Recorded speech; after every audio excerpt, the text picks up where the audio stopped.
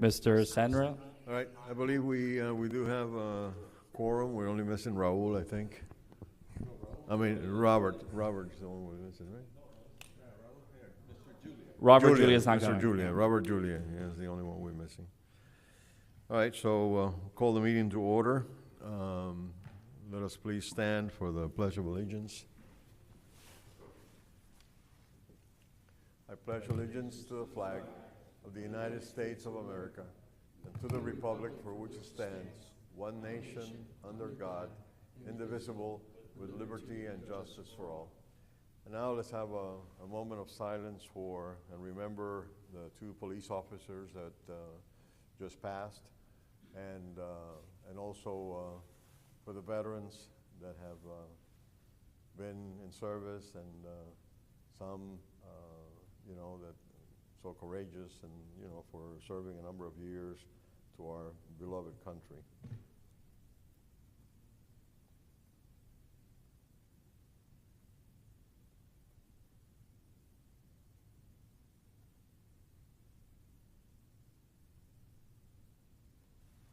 You may be seated.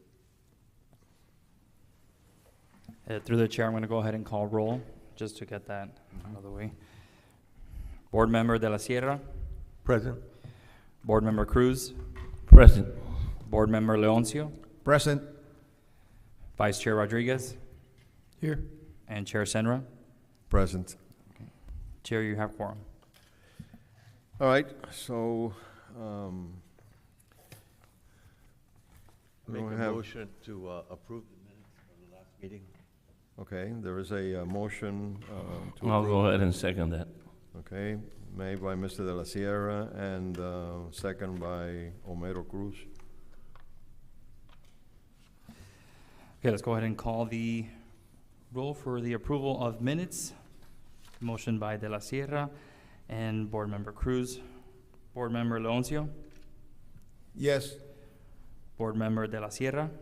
Yes. Board Member Cruz. Yes. Vice Chair Rodriguez.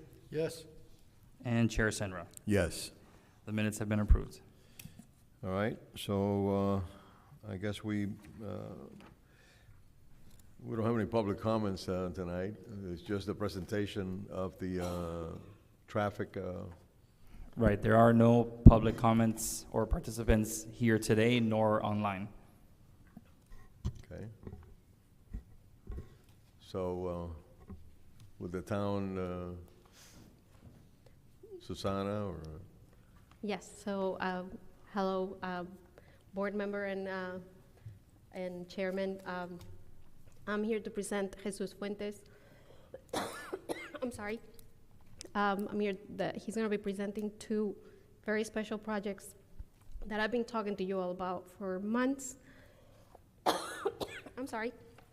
I know some of you have seen this in prior presentations. This is the first time that we present to the planning board. At some point in January, this will need to be adopted by the town council, both two different plans, the Vision Zero and the Transportation Master Plan.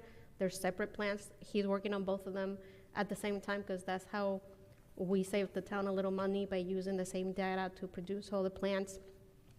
And he's going to give you where we're going with this, where we are at today, and also get your input, which is invaluable for part of the community outreach that we're doing. And without any more, this is Jesus Fuentes. He's working with EXP, and he's working on both of those plans for us. Okay, thank you.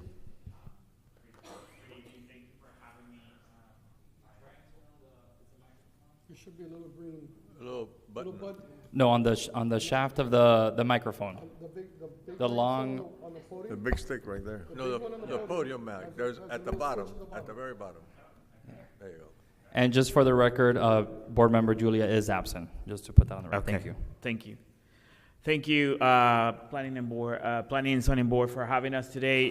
We would like to present to you, if I know how to use the clicker, or I'll just say next, I guess, and then we'll change it. All right, so today I'm going to be presenting to you two projects that we have ongoing right now, and working with Susana, and we're trying to do an overhaul of the transportation system in Miami Lakes. The first one is Vision Zero. So next.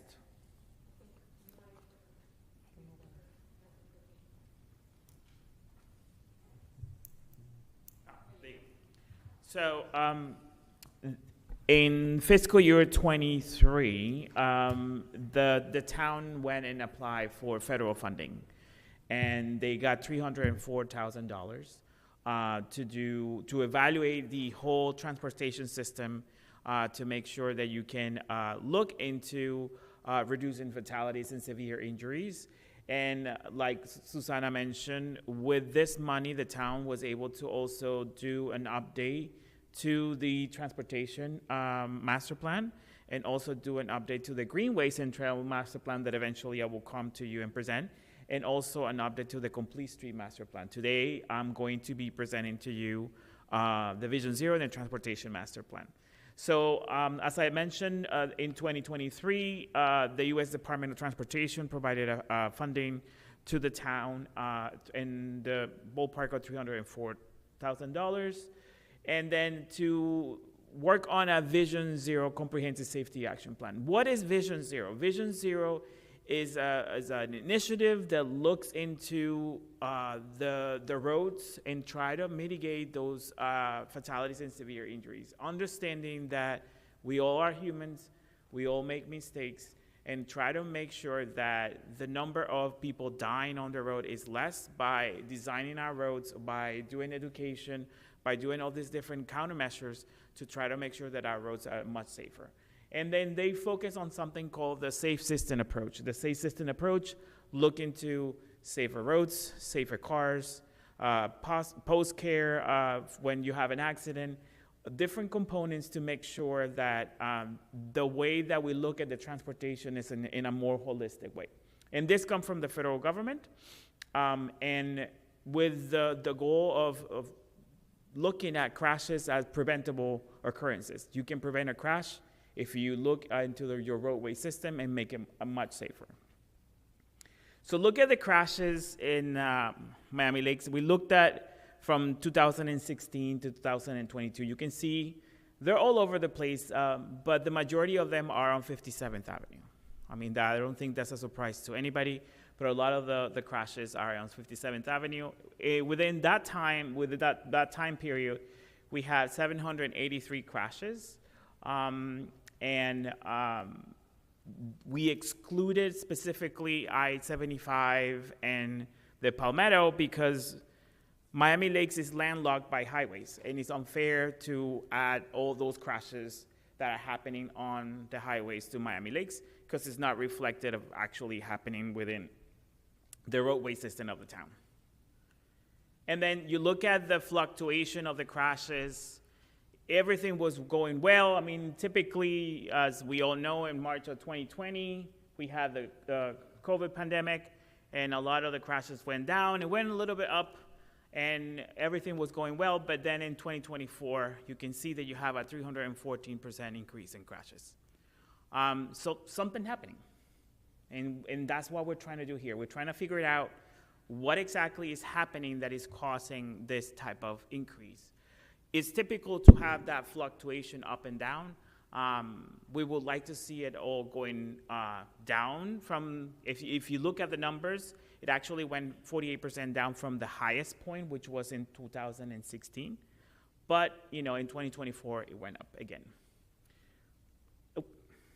And if you look at the type of crashes, the majority of the crashes are side swipes, and you have rear ending, which is rear ending. When you have a lot of rear ending crashes, that means there's a lot of congestion. So folks are not stopping at the time that they need to stop. You also have a lot of left turn crashes, off-road crashes, meaning that a vehicle is hitting something off-road, whether it's a fire hydrant, a tree. Interesting enough, in Miami Lake, we have a metric that crashes with animals. So there's also crashes with dogs and different animals. You also have rollovers and right turns, and then you also have pedestrians crashes. And then here's a distribution of all the crashes throughout the town, and you can see again how lit up is 57th Avenue. And 57th Avenue, it has a concentration of the crashes, not because it's a FDOT road, it's just because it has 6 lanes, it's faster. The probability of crashing on 57th Avenue is much higher than in other roads within the town. And you can see how the fluctuation with the number of people injured. We were doing, everything was fine. 2023 was hunky-dory, and then 2024, we have 19 injured folks in the town of Miami Lakes. So we want to make sure that the countermeasures, so the improvements that we do to the roadway minimize that and keep it at a level that is close to zero, because that's hence the Vision Zero of the initiative. And you can see over here, I'm going to show you the heat map. Again, look at 57th Avenue. 57th Avenue is where everything is happening. And I might add the 57th Avenue is also where you have a lot of industrial activity. So, which I'm going to present to you in a little bit with the transportation master plan. But that was never evaluated in the town of Miami Lakes. When the original transportation master plan of the town of Miami Lakes was developed back in 2004, freight was not even considered. And if you start looking at crashes of commercial vehicles and vulnerable users, pedestrians and cyclists and whatnot, a lot of them are happening on 57th Avenue. And that's just because that's the route the freight, vehicles go and take to go to the Palmetto or to the rest of the regional network. Oop. And you can see here the distribution, and 69% of the crashes are happening on FDOT roads. And again, it's not just because it's FDOT. Their roads are bigger, faster. They have much higher traffic volume. So the probability of having crashes on those locations is much higher. But interesting enough, the second highest is the town of roads that belong to the town of Miami Lakes. About 22% of the crashes are happening on town of Miami Lakes, and that's where we're going to focus our improvements, on roads that the town can address, and then we're going to provide a memorandum to the county, Mr. County, Mrs. County, Mr. DOT, Mrs. DOT. These are the problems that we see on your roads. Please address them. So everybody has to pitch in and take part on the whole effort. But you can see there that that even though the majority of the DOT is 6% of the roads within the town, 69% of the crashes happen there. So it's a significant amount. It's a very, the discrepancy is very obvious. And then you do what we call the high injury network. What is the high injury network? It's the collection of roads where the majority of the crashes are happening. And you can see here in Miami Lakes, about 85% of the crashes are happening on 9 roads, 9 miles of roadway. All of them are concentrated in those 9 miles.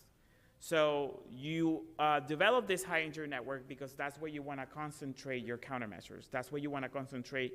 Those are the low-hanging fruits for you to address those issues, and that's where we're going to do the majority of the improvements, whether it belongs to FDOT, the county, or the town. We have done a lot of public outreach. We have met a lot of the residents to gather a lot of feedback. We started this in July, back in July, when we did a bike helmet giveaway and collected surveys at the farmers market. Then we did the National Night Out with the police department in early August. Then we went again to the farmers market, and then we have coffee at the Firehouse Station 64, where we gather a lot of feedback from folks as well. We went to the senior bingo in August, late August, where we collected a lot of feedback as well. We went to the Chamber of Commerce, where we presented the case as well. We got a really great reception from there. Everybody was interested in the whole, trying to make sure that we address the issue, because it becomes an economic issue. If Miami Lakes wants to continue to be competitive in comparison to other towns in the region, they have to address the issue because folks are gonna move to Miami Lakes because it's safer. They wanna move to I wanna bring my business to Miami Lakes because it's much safer than Doral or Hialeah. So that's the idea that we brought to the Chamber of Commerce, and they were very receptive. We went again to the senior bingo late in September. We went also to the Cars for Heroes early in October. We went to the Poptoberfest a couple of weeks ago. So we have talked to a lot of people, and we have collected a lot of surveys. Nonetheless, we have created a dashboard. If you want to scan it and look at, when you're bored at home, you can scan the QR code and look at where all the crashes are happening. You can see all those locations, and it will show you a bunch of metrics where you can play around with it. The public comments map, we have created this not only for the Vision Zero effort, but also for the Transportation Master Plan update. The public comments map is going to be open until November 30th, because that's when we're going to start closing out the gathering feedback from the public. So you can see in a lot of the pinpoints that you see over there, those dots that look, blue, green, those are folks putting locations where they would like to see improvements.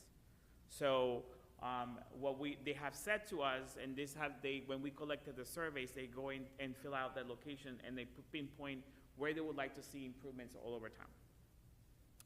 The surveys, we have collected a lot of surveys, as I mentioned before. We have it in English and in Spanish, and it's going to be open to the public until November 30th as well. That's where we're going to close out the survey collection.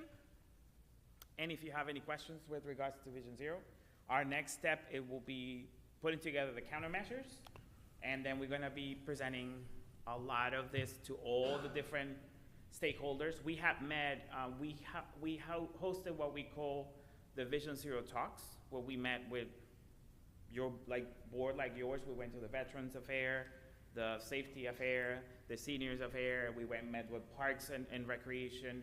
We met with, UN Bike Safe, Walk Safe. We met with Miami-Dade Transit, DTPW, FDOT. We met with all the different stakeholders, that could make a difference or provide some feedback. And then, so we're closing that phase out, and you guys are the last ones that were meeting for that purpose. We also met with Miami-Dade TPO, which is the planning agency, and then we presented to BPAC, which is the Bicycle and Pedestrian Safety Action Advisory Committee, to FDAC. It was here in these chambers. So we have talked to a lot of folks. So we're closing out the public engagement phase of it. Once we have specific countermeasures, we're going to come back to you guys and say, hey, what do you think about it? Can we have your support so we can move to adoption? And that's pretty much it of the process for this particular effort. I have a question. Yes. Where on 57th Avenue is the concentration of most accidents? By the school. By the school, by the technical school? Yeah. Yeah, we've seen a lot of that from that school a little bit further. North or south? North. North? Yeah. And the school is actually on the south? Yeah, it starts Bound a lane. little bit south of the school, and it goes all the way. There's like Chick-fil-A in that area, so it goes a little bit. Well, that's north of that. Yeah, Yeah. yeah, all that segment. That's where a lot of the crashes that we're seeing there. And then we've seen, the thing is that I didn't want to overwhelm you with a lot of statistics and whatnot, but we've seen a lot of crashes specifically with mopeds in that location. Huh. We have seen pedestrian crashes. We as part of our evaluation, we looked at specifically at the school, the boundaries, like a quarter mile of the school, to see crashes within that boundary. And we looked at the crashes specifically during school hours and school days to see if there's a correlation between it. And then we've seen some crashes as well. So there's an opportunity for the town to address safe route to school, which I know there's something that the town has been looking to do for a while. So, but yes, that's that segment of 57. And I think that the problem is that the side that is adjacent to the airport, you technically, It's not inside the town boundaries. Yeah, it's outside the town, and it makes it very difficult because half of the road belongs to you, the other half belongs to. Yeah, the a- southbound is closer to the Miami Lakes Yeah, they boundary. Yeah, you know. so it makes it difficult to analyze, but nonetheless, we say like, you know what, it won't make a difference if it's within or not. 57 is the specific, the print, you know, the main focus of the crafts is. But I could say to you that we also, and you're gonna see it in our assessment for the transportation master plan, that 154th is also very problematic because it's the only road that you have to go east-west. And because you open the bridges to Hialeah, to the annex, then you start having a lot more traffic of folks coming that way here. And we're starting seeing pockets of crashes in those locations as well, especially in 87th. 87? Yeah, it's not as prominent as on the east side of town, but you see some crashes popping up locations, like clusters of crashes popping up here and there on the east. When you see the diagram, there's a lot near the school, which probably, if you start looking at, on your first slide there, the one that had the red dots. But when you start looking at on the west side, it's closer to Barbara Goldman.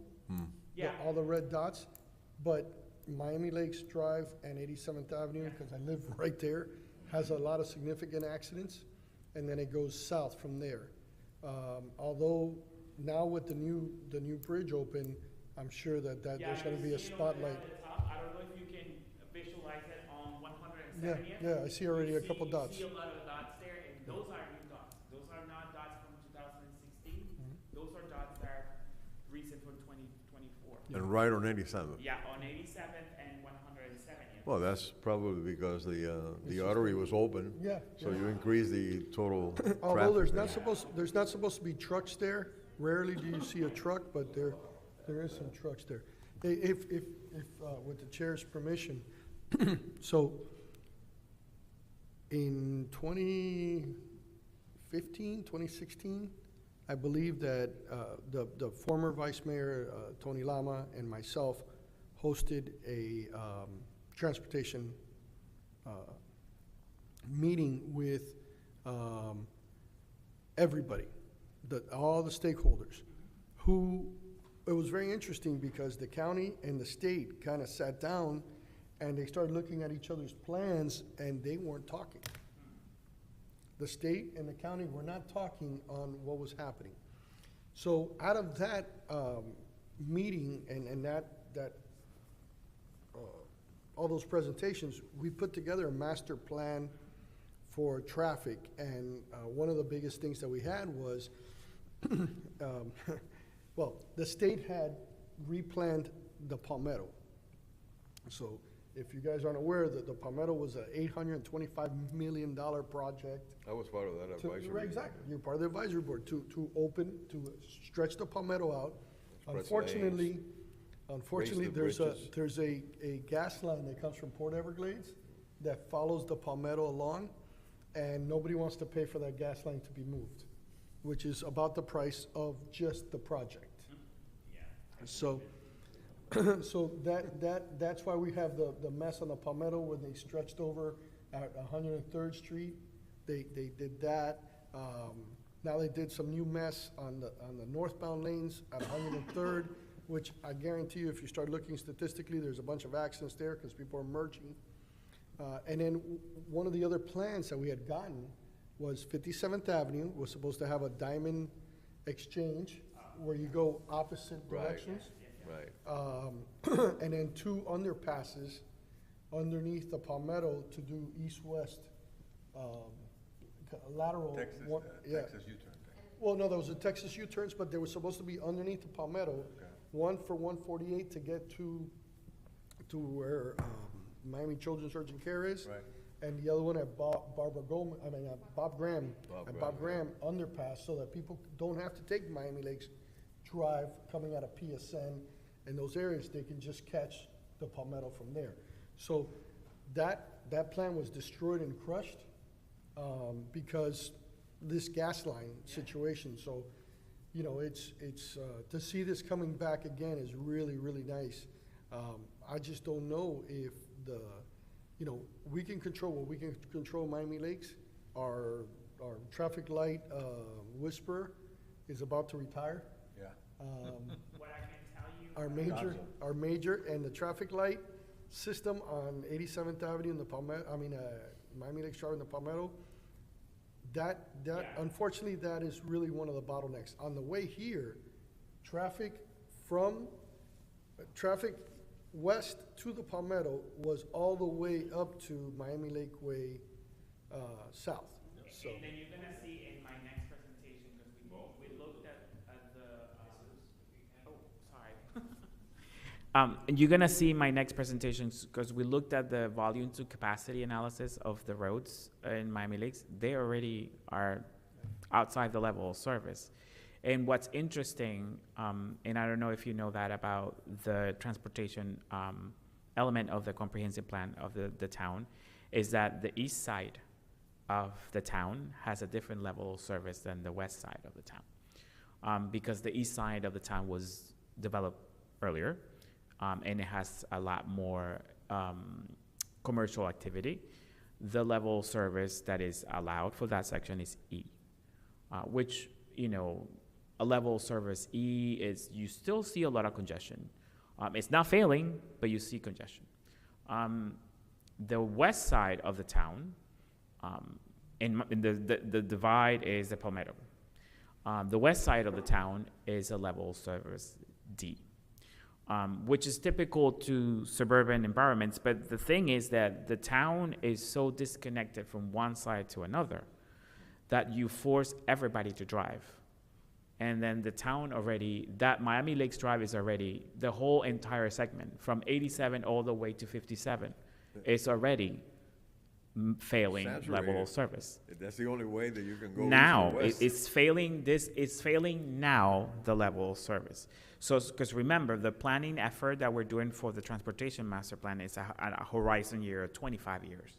So we're looking at how Miami Lakes is gonna behave in 25 years, and what can we do to mitigate problems that we have with the limitations that we have. Because you don't have any more right-of-way. So, and we all know the right-of-way is extremely expensive. So already Miami Lakes Drive, 154th, is already not meeting capacity, 2025. And don't even get me started to 2050, and you're gonna see the numbers. It's really, you gotta change the dynamic of how provide options to folks. And so they can, we even had an exercise that I'm gonna show you the pictures of the exercise. We did what we call, let's take the bus, Miami Lakes. We took the bus with Transit Alliance Miami, we took the bus with Miami-Dade Transit, and we also took the freebie. And to assess how the on-demand service is, it was interesting to us that the folks who operated told us that some users believe that their own car, and they don't like to share with anybody, which is not the case. We looked at how, okay, let's take the bus and how we experience it as users. Because what happens often is that you have folks who are designing infrastructure and they don't even use the infrastructure. So we decided to take the bus to test it out.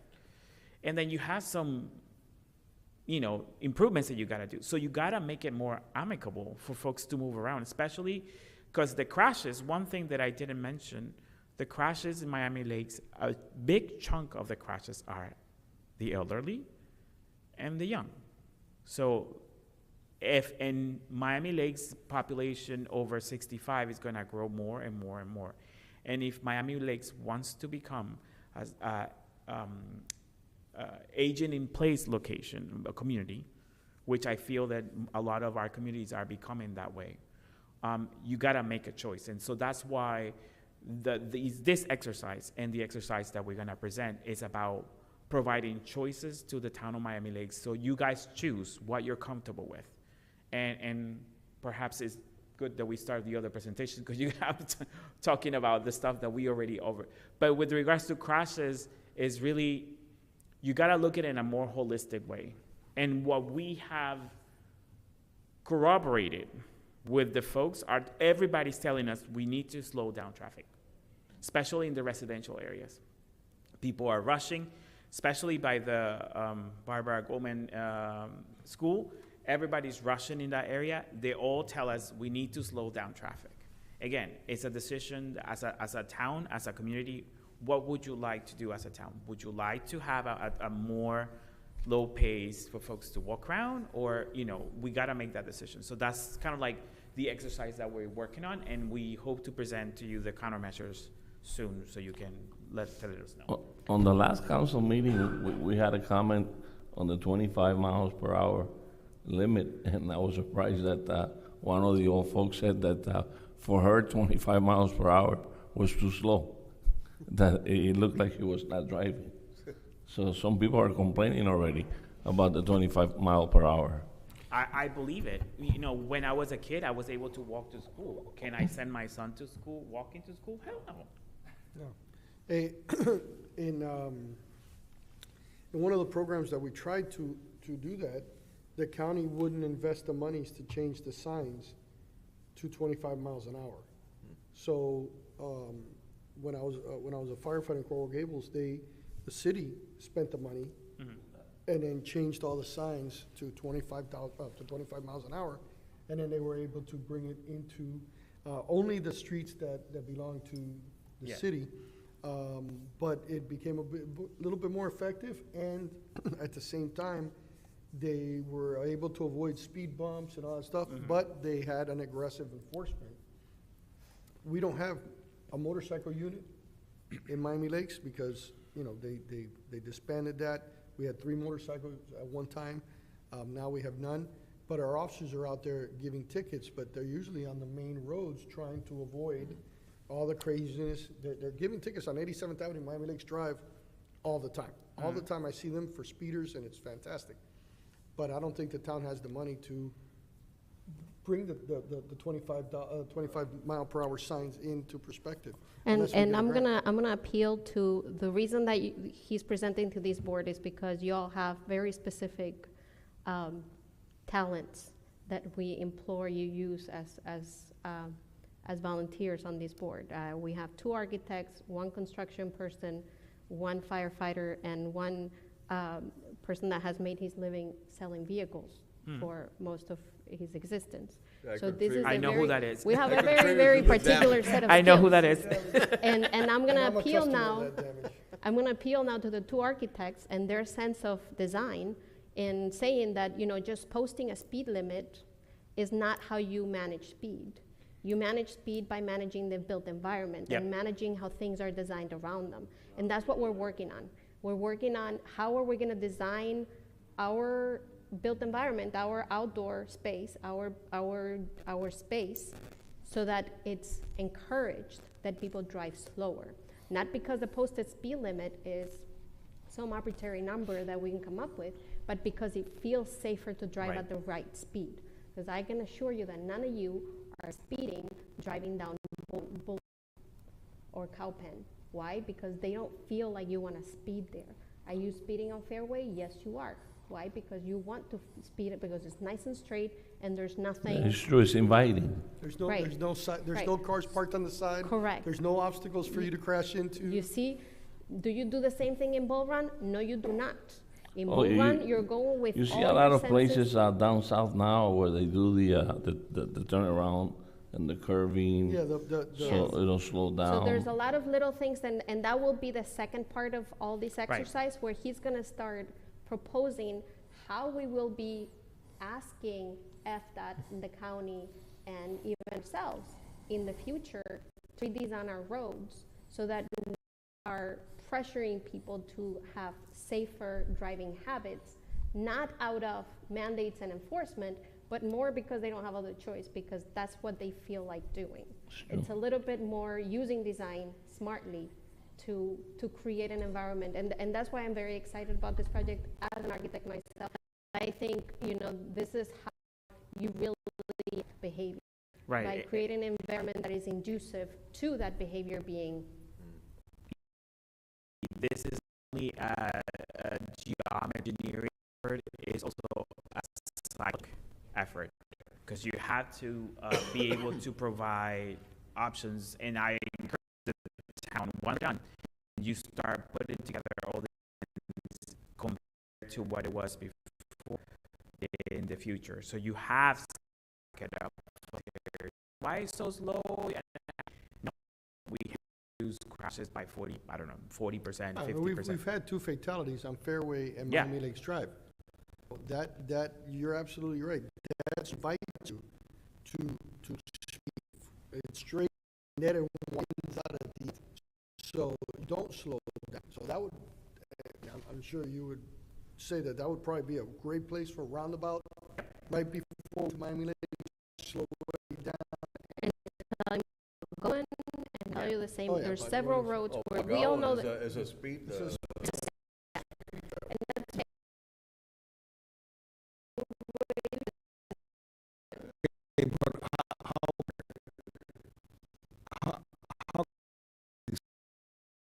Way south. Very good I mean, it's question. Thank But a straight shot, Yeah. and I do my walking Miami now, and so weeks ago they just changed the speed, okay, and the police is having a day there. So, but So Miami Lake But beside they- is actually a great example of a place where people are speeding that we can design better by introducing first vertical elements on the sides. Yeah. Right, more trees, vertical elements closer to the road that make you feel a little more enclosed, because that makes you feel like less speeding. So wide open road makes you feel like you can go faster, safer. When you start seeing other tricks, also putting at your road that make you feel, oh, when I get down, that's another visual cue of you need to slow down. You can't.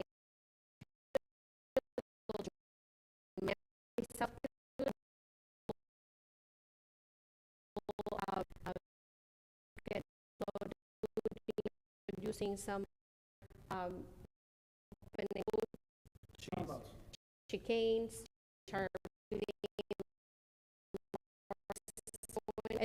several things that need to be looked at on the spot. Right? Deserves its own, you need to look at it for first, Yeah, every road its deserves an own analysis. geometry, but there's tricks that have already employed in other places that work really well. It doesn't make the road nicer and more pleasant to drive in.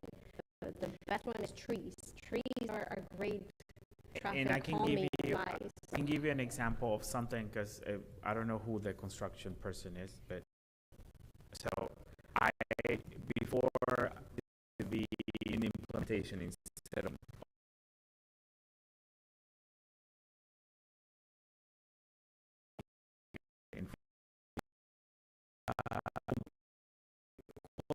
we have section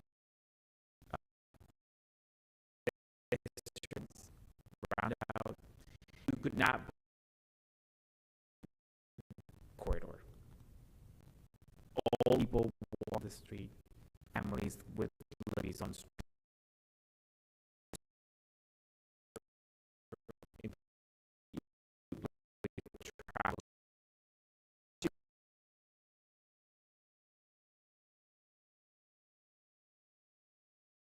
We mentioned solution with a logical, educational component. We are habits, we don't like to change that as well. And one of the ways that this board participates is you guys approve variances, right? You approve how we deviate from the standard of the town code. The town code has a lot to do with a lot of things that we need to change in the town code to allow these changes to happen better. And, you know, we're going to be discussing fences at the end of the day today after, you know, believe it or not, ability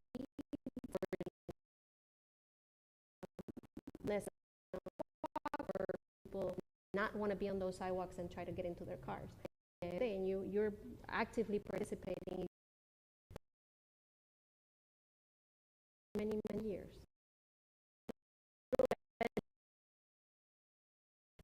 Other interventions more effective. Excited about this. So how we're going to communicate with other agencies. How do we communicate with FDOT when they come in with a project? Well, we're going to pull out this bag of tricks and say, no, you cannot do this to our road because you're going to make it worse in this way.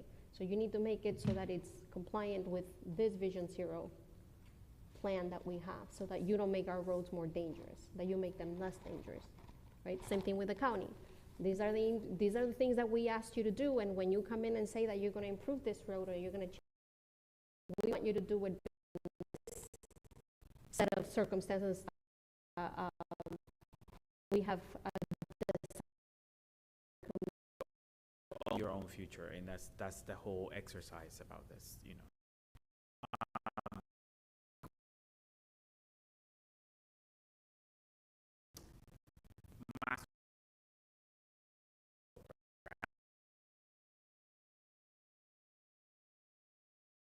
The first transportation master plan for Miami was done. It was like trying to throw something at the wall and see what sticks. It was not done per mode of transportation. Looking specifically, let's look at pedestrians and see what are the needs for pedestrians. Let's look at transit and see what are the needs for transit. So the way that we're doing this is looking at every single way that folks move around in Miami Lakes and looking at what is the need of that type of mode of transportation and what solutions can we provide as we look ahead in the next 25 years into the future. So this money partially is also coming from the Miami-Dade TPO, the part of the municipal program. And so because the town of Miami-Dade got the money from the federal government as well, we use the same data for everything. And in that way, the town was able to save a lot of money and update all the master planning that they needed to update. So the goals are, not only to engage the community, but to look at traffic models and see how the dynamics are for Miami Lakes. Make sure that we can provide options to folks to move around based on the needs of today and the needs of the future. And look at the different funding mechanisms to provide, resources so Miami Lakes can be able to implement it, right? Because you can put together a beautiful Jesus, plan. sorry to interrupt. Is your mic on? Is the light on the bottom? Yes. Okay, perfect. Thank you. You can have a beautiful plan, but if you don't have the money to implement it, then the plan is going to be on the shelf and it's not going to get anywhere. So this is how Miami Lakes moves around right now. You can see, and then I'm going to compare Miami Lakes with Miami-Dade County. Miami Lakes right now behaves transportation-wise as a very typical suburban community. About 77% of the population drives by themselves. Good for you, right? You also have about 10% that are carpooling, and only 2%, not even 2%, take the bus. 0.3%, use taxi or on-demand services. Everything, the other modes are very minimum. And you also have a significant percentage, about 11% that works from home. Because that's something that we can do now. Remember, in 2004, we couldn't do that. That technology did not exist. And that's the whole point. In 2004, we didn't have micromobility. We didn't have on-demand apps that we can call for. So it is very different. And then the idea is to look at those things and what could be in the future. But look at Miami Lakes, Miami-Dade County overall. It's a little bit less reliant on the car, still very heavily reliant on the car. But what we're trying to propose is to try to make sure or try to have Miami Lakes to move closer to the average of Miami-Dade County without compromising the freedom of movement of Miami Lakers. Miami Lakers will still be able to move around how they want to move around, right? So you're gonna be preserving your suburban lifestyle. Nothing is gonna change. We're just gonna provide you options. We wanna say, hey folks, try it out. See if you like it, if it works for you. And then, perhaps you don't have to drive to come to the farmer's market when you live 3-4 blocks away. You can walk to that location. Having the option of walking is yours if you have the infrastructure, right? If you don't have the infrastructure, then you're not gonna be able to do it. So having that type of enhancement to the economic opportunities of everybody. Everybody will have better access to jobs, to businesses, to school, to healthcare. So providing different options for folks to move around, and that's what we're trying to propose, having Miami Lakes moving a little bit closer to the average now of Miami-Dade County, which is still very suburban. It's not that we're not asking you to be Brickell. We're saying that you're still going to have options to still drive around if you would like, but having the option to move with other means. Could this be the future of Miami Lakes? Think about it. You got to decide what you want to do as a community, right? So we looked at, for example, the bicycle needs. Right now, you have not even 10 miles. And you ask, well, nobody bikes in Miami Lakes. Well, this is why. You have no infrastructure, and it's all segregated. There's no connection to anything. You have minimal separation. You can see over there, unprotected, unprotected, unprotected, unprotected. So how would you expect people to actually bike when you have facilities like, for example, Lutland, that have 16% of the traffic is truck traffic? No. So put yourself in the situation. The idea is that we provide facilities for everybody, right, for all ages and abilities, making sure that everybody can move around the way they want. So only 3 facilities within town are protected, and you have a lot of sharrows. I don't know if you know what sharrows are, like the symbols that are painted on the road. That means that you share the road with. That's not bicycle facility. Yes, it means that you have to share the road with the cyclist, but you know the drivers are gonna drive the way they feel like driving. That's not really cycling infrastructure. So you have a very specific need for cycling infrastructure in Miami Lakes, and that needs to be addressed. So what we are proposing is to about 15 miles of bicycle infrastructure to start having those connections.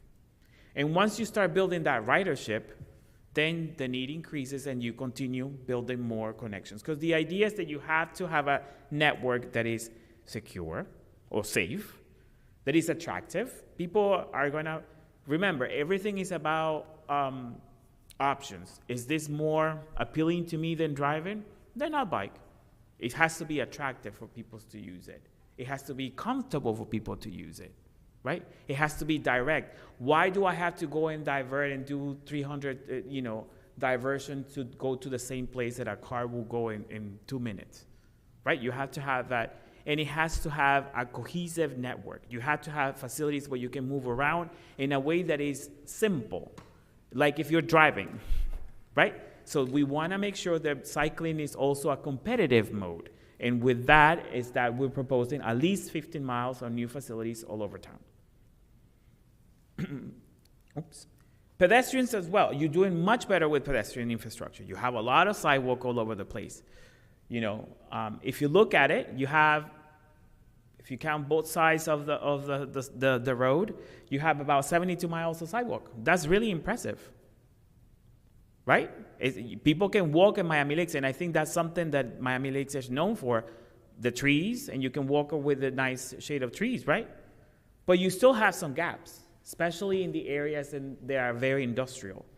You don't have sidewalks there, and that's when you start seeing crashes. So we're proposing about 16 miles of sidewalk. Some roads have sidewalk on one side. Some roads need sidewalk on both sides. What we're trying to do is to close the gap. We want to make sure that Miami Lakers can walk And in this, the facility is for all ages and abilities.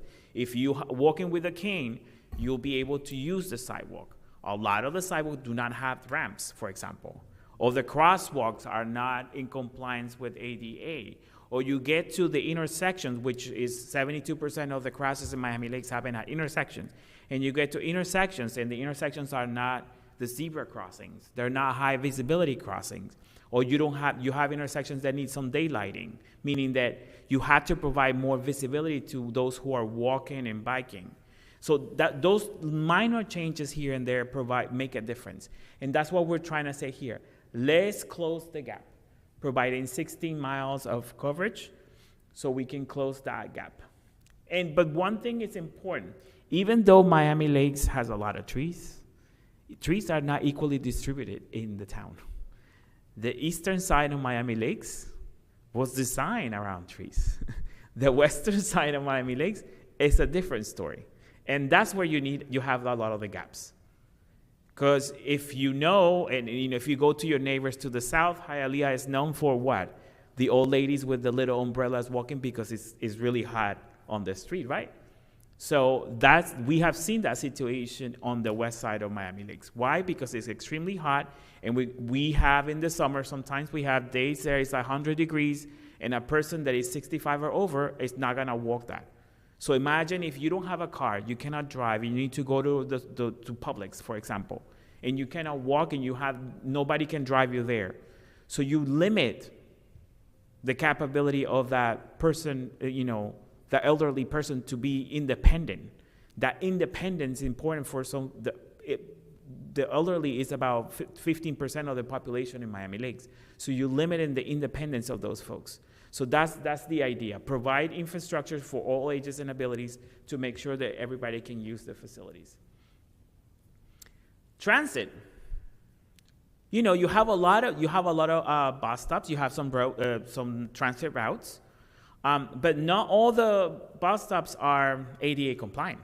It's just the pole, the route, and that's it. If it rains, you're screwed.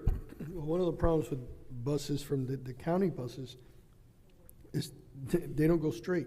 No. And if you took that, for example, the bus in the west side of Miami Lakes comes off of 82nd Avenue, which is completely residential.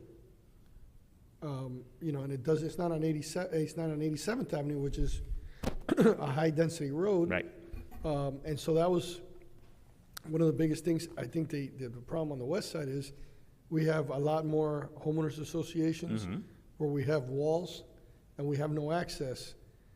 There's not even a gate there for people to catch the bus on 87th. So you have buses on residential streets. Right. Like 82nd Avenue. Right. Until they get south to the corporate area. But yeah, I think that, if you look at, I don't know if you did the research, but I'd love to see the number of riderships that actually ride buses in Miami Lakes. We do have those numbers in Excellent. the plans, and then what I can tell you is that we looked at transit propensity, meaning how feasible is that you're going to ride transit in certain locations, and the locations that you're saying are the ones that need it the most. Why? Because you have a higher concentration of people over 65 and younger than 15. They cannot drive, so they rely on transit to move around. And they're all in the southwest corner of the town. That's the area of the majority of the need is, and you don't have transit there. So when the town had 2 buses before we went to freebie, the majority of the buses were being used by the high schoolers. Yep. Out of Barbara Goldman in the afternoon. So people were complaining that they couldn't get access to the buses in the afternoon, but it was reducing a lot of traffic at the time. Yeah. So we went to freebie because it was cost effective. The buses had limited out, their maturity date had come and go. Maintenance was a nightmare. We didn't have a third bus backup. So those things were affected at that time. But we looked at also the metrics for freebie, because that's one of the things in the exercise that we say, let's take the bus, Miami Lakes. the waiting time. It's horrendous. If I have to wait 36 minutes for a freebie, it's unreliable. You could have a service and you can have some modest ridership. But if you have more cancellations than ridership, your service is useless. And that happens here often, that happens in Hialeah, that happens because congestion makes it unreliable. So if you have a waiting time of more than 30 minutes for our on-demand service, it's unreliable. So by taking away the only connection that you guys had for East and West, and I understand that the limitations of maintenance, and that was the whole drive of removing but by removing that connection, East-West connection, you created the Palmetto now is the Grand Canyon. Because now the whole town is completely separated. So that's what's happening. And then the freebie service now is mainly, they told us, is mainly people over 65 to go to the bingo, senior luncheon, and all these different things. So before you had the kids right after school, now you have the bingo goers using it. So, you solve a problem, but you created another one. And then the separation between the two parts of the town is making it very difficult it's making a dent on your transportation system. So I want to stress that enough, because that is the biggest problem in town is that. And let me also cut in here a little bit. There's also commentary every once in a while that, the kids that are going to the high schools, they have parents that can drive them. Why do we have to provide transportation to kids that are going to high school? Because every kid that gets picked up by their parents is 4 trips a day that are arriving at that school.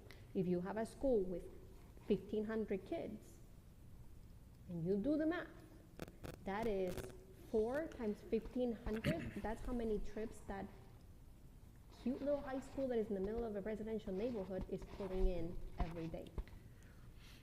And if you don't think that that's not impacting our level of service that is failing already on our roads, it definitely is. And that is I can say that for the high school, I can say that for the K-8s, I can say that plural, I can say that for the middle school, and I can say that for every single facility including the private schools.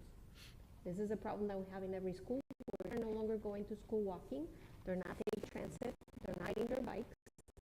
Individually dropped off and individually picked up by their parents twice a day. And that's it's and called those are all cars. that's called mobility of care. We need to focus on from home, work to home, because that's the majority of the traffic. But you have this little trips, less than 3 miles, and then you have to go to the grocery store, you have to go to the doctor, you have to take your dad to the dentist, you have to take those little trips. If you are able to do those, more efficient as a transportation system, that's the whole purpose. But yes, she's correct. It's a lot of congestion, and then that's more times than not accounted for, because it's hard to account. Unless you track specific people and survey them, it's very hard to do that. As we look at all the buses, some required they can be accessible for everybody. Amenities. Imagine having a shelter for all the buses just to pull, and then good luck to you. So, in having the thing about a lot of the bus stops are what we call far side, meaning the bus stops after crossing the, which is before the some now and have and then the folks had to go 2 blocks, and where have the croquetas over there? Nothing American. Casavena. Yeah, Or Casablanca. that one. That place with the bus there, we had to do all this deep, go down and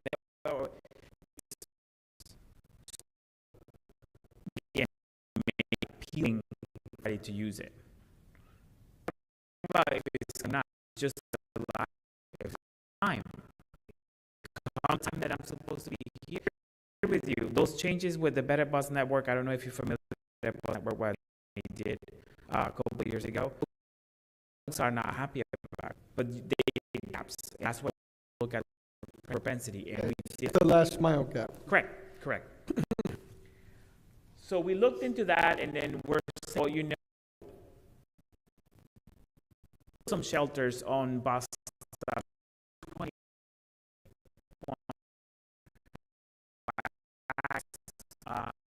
a trolley stop, things that I mentioned. So make changes here and there to make sure that the transit is. Now, this is something that my friend over here, the car dealership owner, is gonna, love. See, we are aiming, and this is the very modest regional growth rate, because we're already overbuilt. We don't have more space to have a crazy growth that we're gonna build Brickell here. It's impossible, right? So we're assuming a 1.12 growth, and that's this in alignment with the long range transportation plan for the Miami-Dade TPO. So, and then when you look at the traffic projections for now, because the traffic counts that we have are from 2024.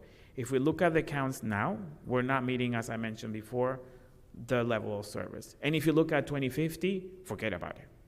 So you can see over there, 19 out of the 34 corridors in town are not meeting level of service. They're not even meeting level of service E, which is already not a good standard to begin with. Because DOT, the quality of level of service, which is one of the recommendations that we put together for the Vision Zero, is that the town needs to establish a proper quality level of service, not only for cars, but for everything. And DOT has a level of service C for suburban environment and D for urban environment. You are going towards failure, and that's not, shouldn't be that way. Congestion shouldn't be the norm, that's what I'm trying to say. You can see over here the traffic volumes. Look at how many oranges and reds you have already in 2025. And now look at in 2050, more red. The more red means the more congestion. That means that you're not meeting your level of service. So already you don't have capacity. But you don't have capacity, and where are you going to create more capacity? You don't have right of way to do capacity. So that's why providing options is important, because you change the dynamic, and you're still moving people, just not on cars, because you don't have space for all the cars that we have here. Look at the volume towards capacity. You still see a lot of oranges and reds. Look at 2050, a lot of red, meaning there's no point of return.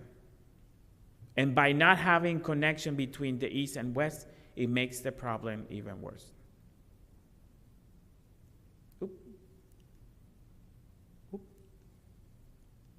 So we have what we created is a priority corridors where we're proposing improvements, minor signal changes to improve traffic flow, because widening the road is impossible. You don't have that without jeopardizing the quality of your lifestyle. You don't have that luxury to widen the road more. So what we're proposing is signal timing improvements, at the intersection providing some geometry changes, more queuing space for you so you can clear out the traffic a little bit more. And then freight. And the reason why we looked at freight, and I said to Susana, when the 2004 was done, I don't think that Miami Lakes industrial area was anything. And now it's a very established area where you have, what was it, like about 3 billion, in total of the whole revenue in the area. It's about 3 billion. It's a significant amount of area for revenue. Yep. So we had to look at freight, no matter what. And then it's not that we are against freight. We had to find a way that freight can coexist with everything else, right? We don't want to be like Hialeah, that we have a big industrial area right next to a fruit stand and then a Jehovah's Witness church. You don't want to have that. You want to have everything organized, right? So Miami Lakes started with some resolutions to kind of like tame where truck parking was happening, because truck parking is a big issue, because you have the area, but you don't have where to park those trucks that are delivering the goods. So it's important that Miami Lakes A designate truck routes. These are the routes where trucks can be, period. You cannot be mixing with residential traffic, because that's not the way that you should do it. Especially you want to have it away from residential neighborhoods, schools, and all that.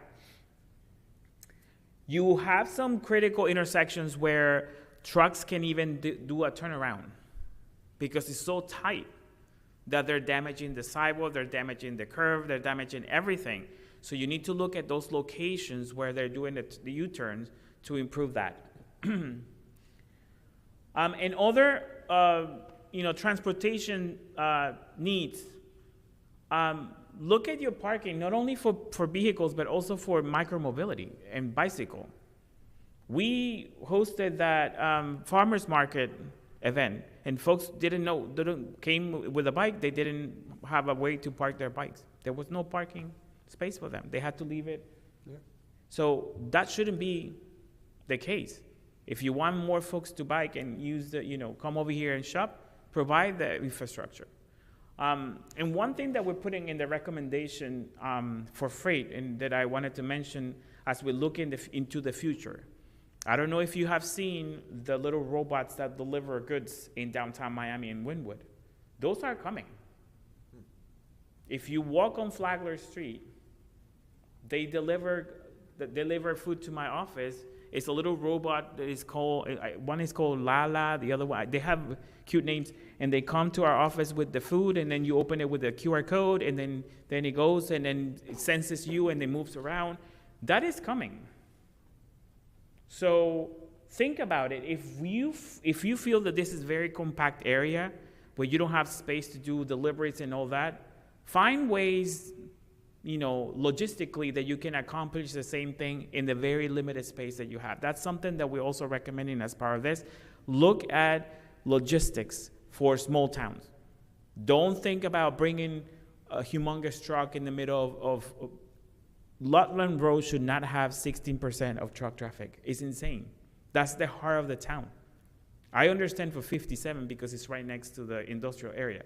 But Lutland is the heart of the town. You cannot have 16% of traffic going through town center. That's insane. So think about that. And one last thing, EV charging station. We need to prepare for the electric vehicles.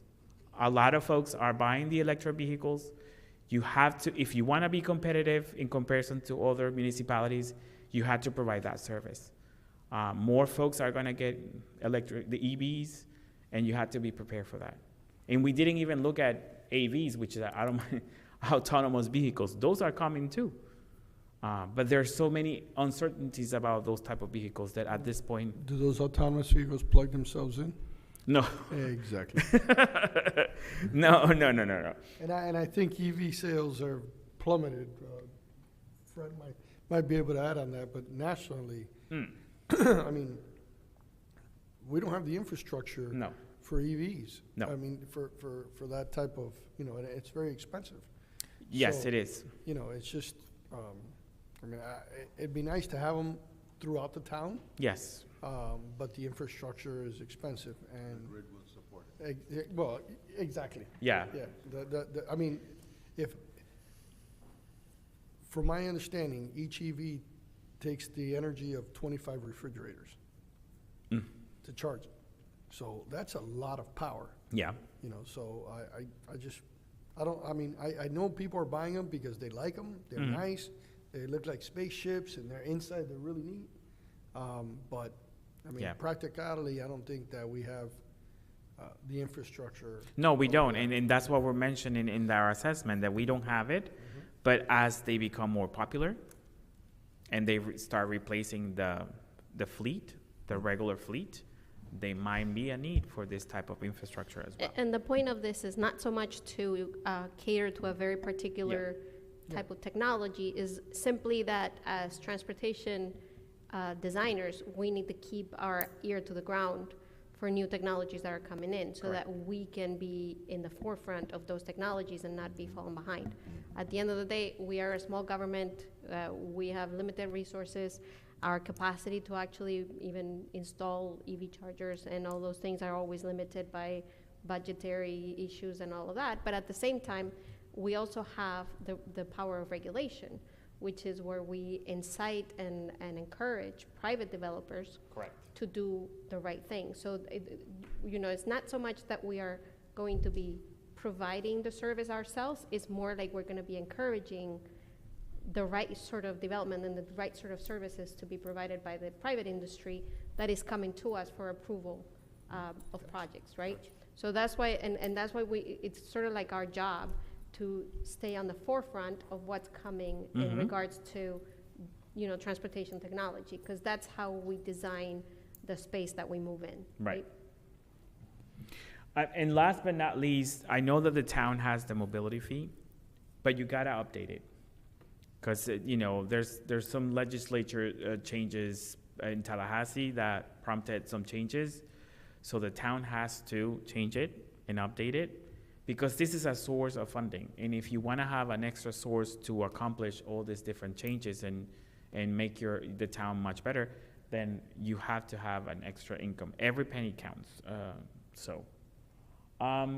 And then, so we pretty much the final is the implementation plan, and that's what we're working on right now.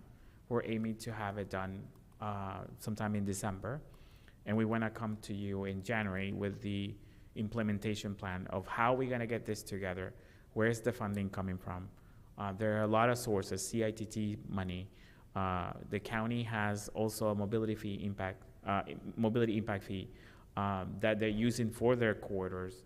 DOT have some funding in the work program. There's some additional federal funding that the town can, seek to complete this improvement. So there's a variety of resources, and that's something that we're gonna provide to you.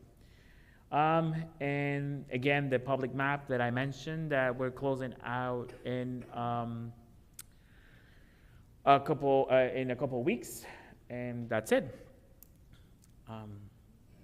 Questions? I think I provided a lot of. It was a lot. But I wanted to make sure that you guys, we did a very robust assessment of Miami Lakes, because we wanted to dig every single type of dynamic that we could think of. Sometimes we went on a rabbit hole, and Susana was like, "Stop! No more rabbit holes." But yes, so any questions?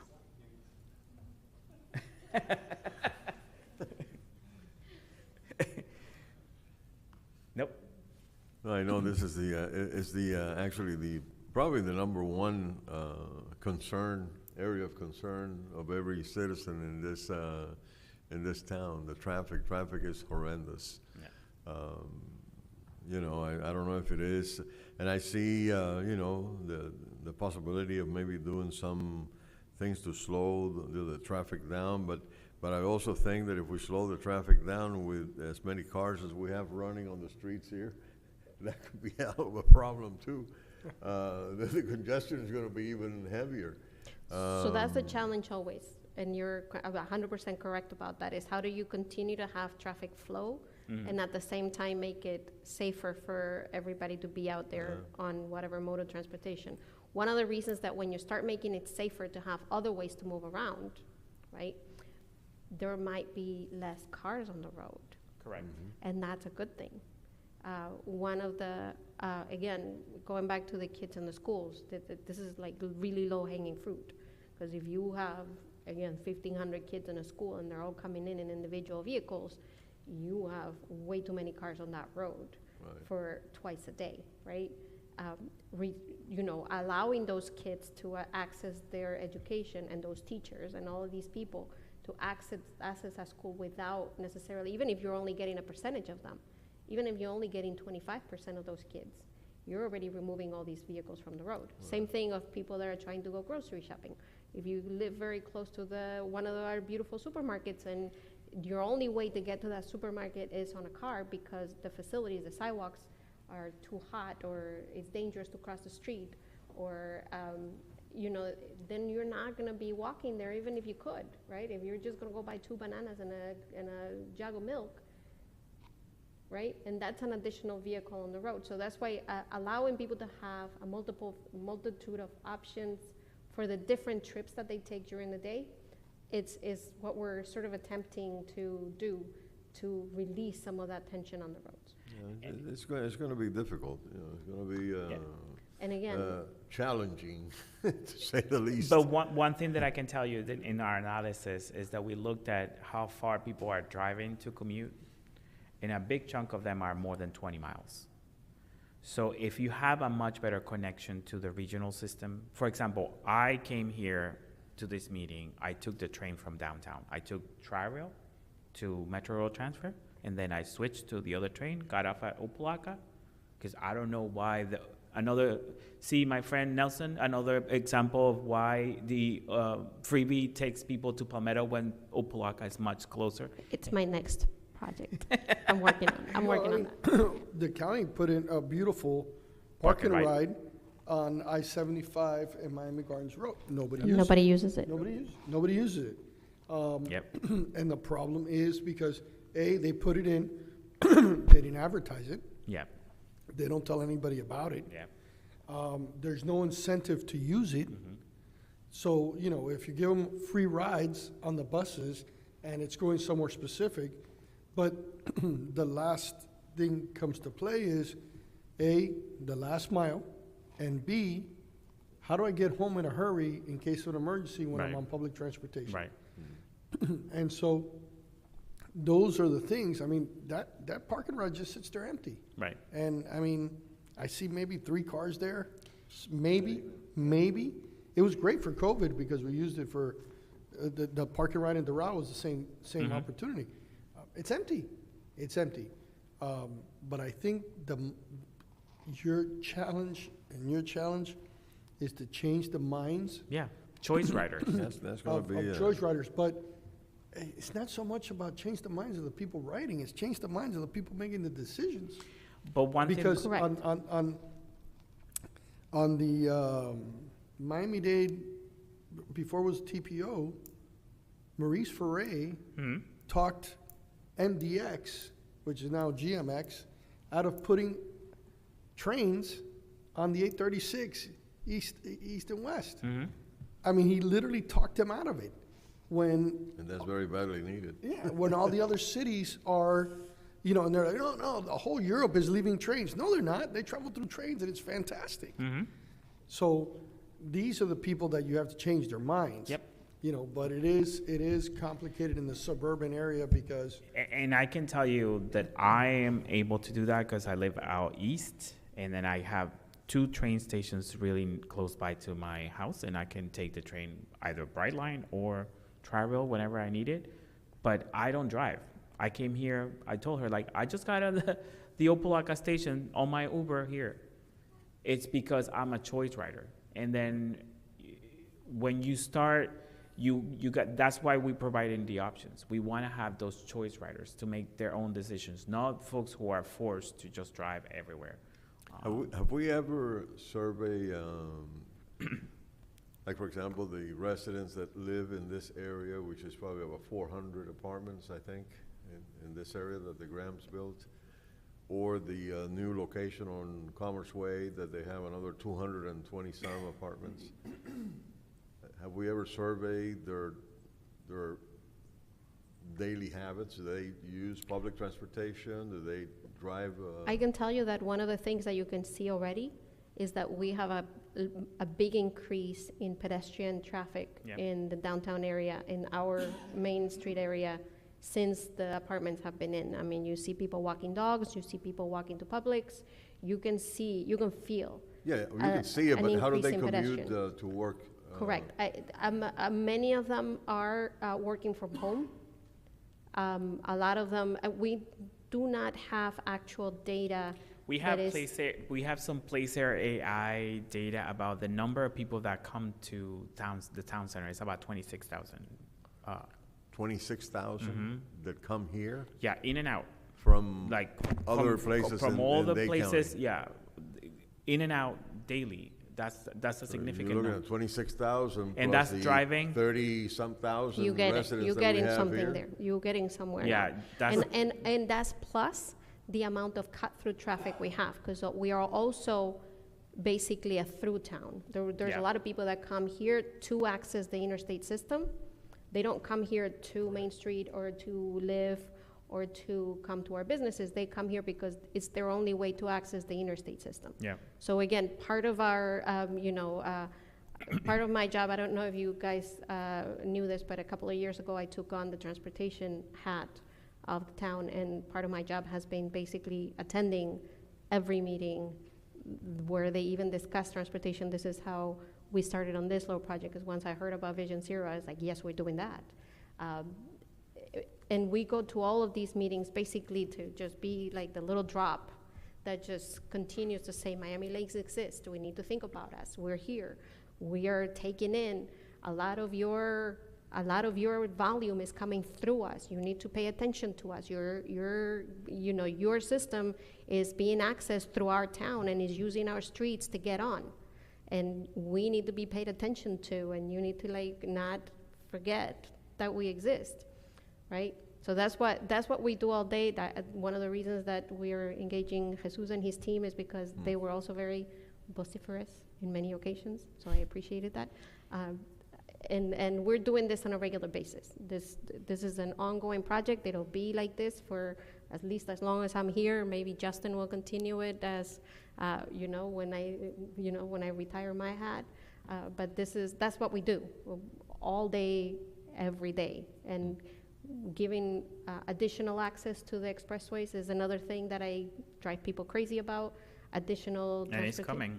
And The it's- Gratney, yes. the Gratney, you're gonna have a brand new access right now on the Right. Gratney.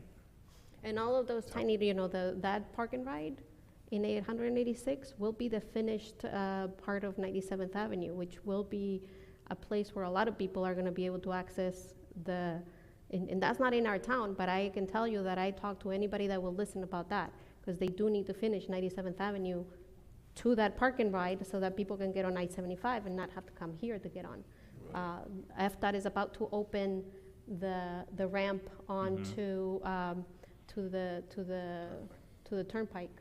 I was actually seeing it this weekend, and they already paved all the way to 97th.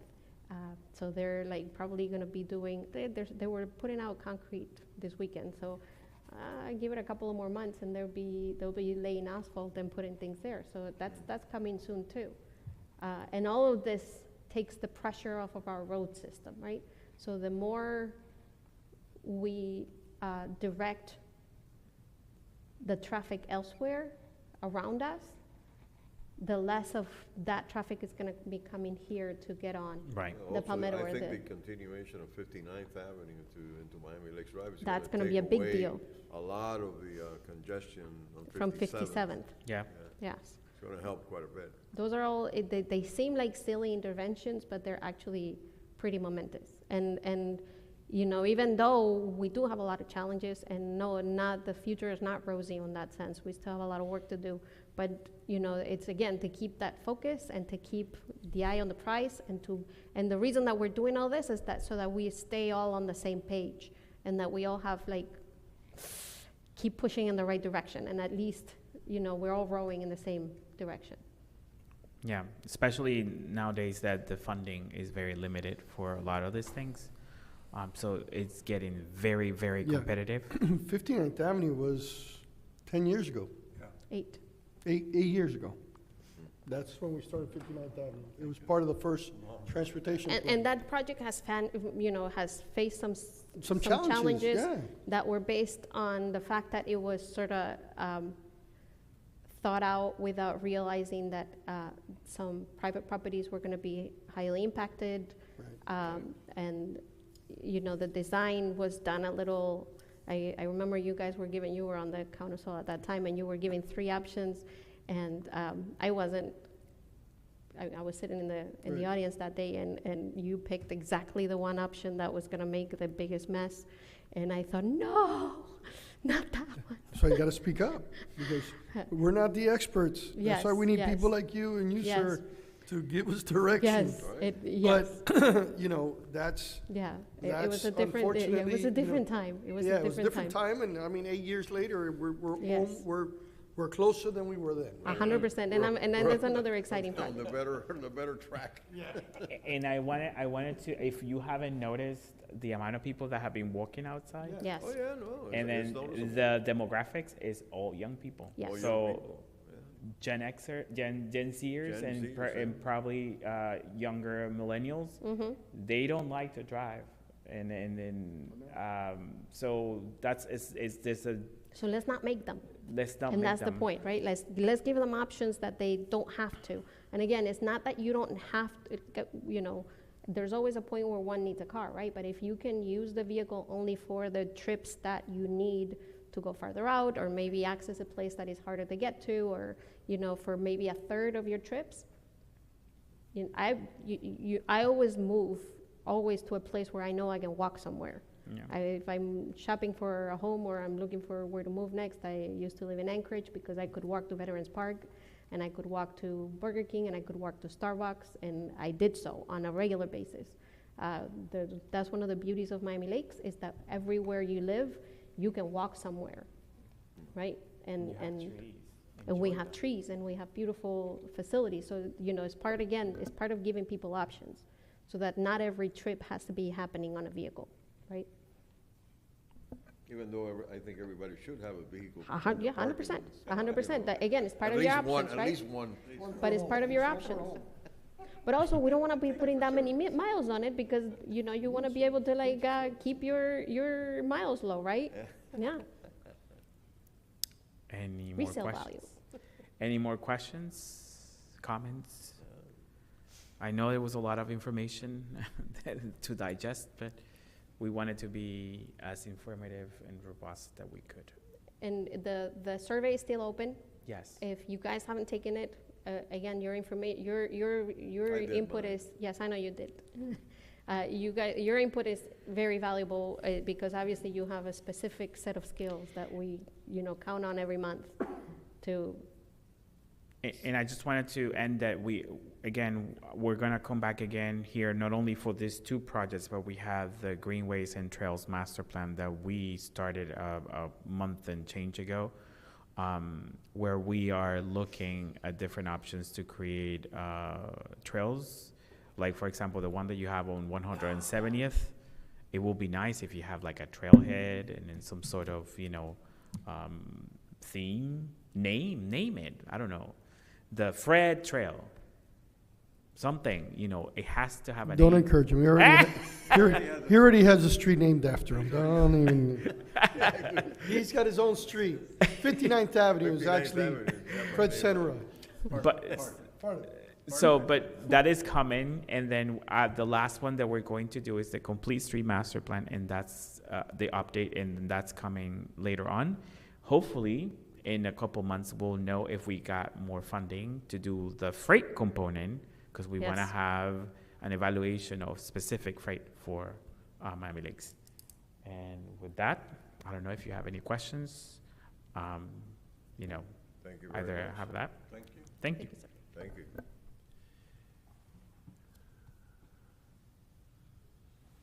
So now we have the, maybe take a little break, 5-minute break, and Sure. we'll be back. Go get a drink of water.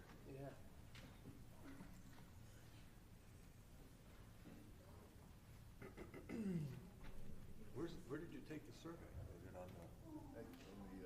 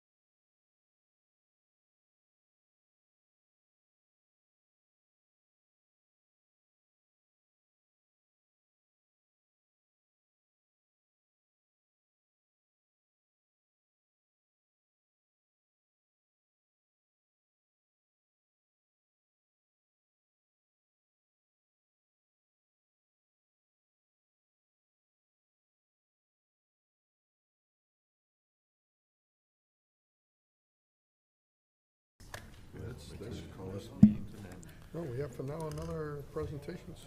Yes. This one should go quickly. No, it's just one, no? It's just one? Yeah, Through the chair, if I can go ahead and Yes. introduce the item? Okay. Item 5B, fences in the side yards facing the street. An ordinance of the Town of Miami Lakes, Florida, amending Section 13-1509, fences, walls, and gates of the Code of the Town of Miami Lakes, amending the regulations for fences on side yards facing a street east of the Palmetto Expressway, providing for incorporation of recitals, providing for repeal of laws in conflict, providing for severability, providing for inclusion in the code, and providing for an effective date. On behalf of the town, Hi, me again. This ordinance is, it comes from a new business item of Councilmember Sanchez, but it's also something that we have discussed several times in the past because we have had quite a few variances related to fences on side yards facing a street on the east side of town. Obviously, it's one of those situations that people change the way they utilize their properties and they start changing their tastes and the way they want to live. And Councilman Sanchez proposed a good middle of the road proposal to maybe reduce the amount of variances that we have related to this issue. And here's the proposal, right? The proposal is not to allow, so the proposal right now, what you're looking at, if you look at the screen right now, the way that they're allowed to fence their backyards when they're facing the street is, as you see in the drawing in front of us, right? They're basically allowed to fence in at the 15-foot setback line, which is more or less where the line of the house usually is of the main structure, right? So they're basically allowed to enclose between the two structures. And if you see it on, well, did I go backwards? Hold on. If you see it in perspective, what did I do? Hold on.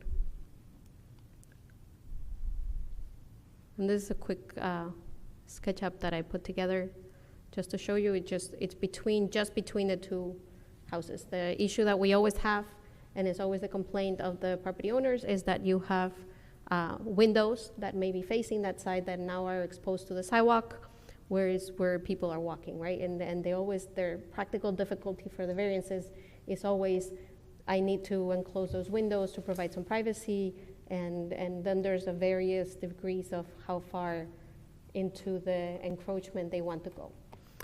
This particular code change proposes that not to allow them to go all the way to the property line, but to allow them to go 5 feet from the main structure or 10 feet from the sidewalk, from the property line. So not all the way, not to the degree that it is allowed in the west side. And I'm gonna show you a little drawing of what that looks like. Hold on. This is what it looks like. So it's still far away from the sidewalk, 10 feet. It's 5 feet from the main property, from the main structure, which leaves a 5-foot walkway. It's more or less what it is, a regular setback on another property. So it's not a very wide space, but it does provide a little bit of protection for those windows and allows a little bit. And this would be as of right for all the properties, so it would reduce the number of variances we have. And this is one of those where you as the local planning agency gets to give advice to the council as to whether or not you think this is a good idea and or any changes that you think should be modified to modify the ordinance. And this will be heard by the council next week on the 18th in second reading. Yeah, through the chair, I like the green areas, I really do. I understand the open windows because I have them in my house.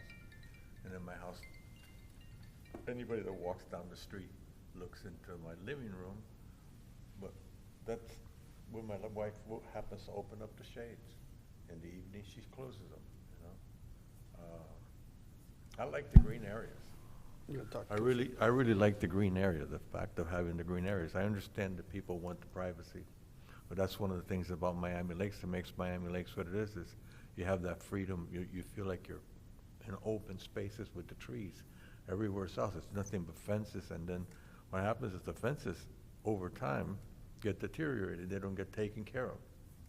And I was going down, I happened to take 191st Street to go to the Dolphin Stadium the other day through Miami Gardens. And I couldn't believe the nasty fences that were all the way up 191st Street from 57th Avenue all the way to 27th Avenue. And I was actually saying that to my wife, and then this issue came up. You know, and I said, people don't take care of them, and that's the problem. If it looked like that, I said, okay, that's really nice, and it looks nice, but they don't take care of them. They let them fall apart. Is there any specific type of fence that they are proposing, or They're is it proposing chain link fence, or?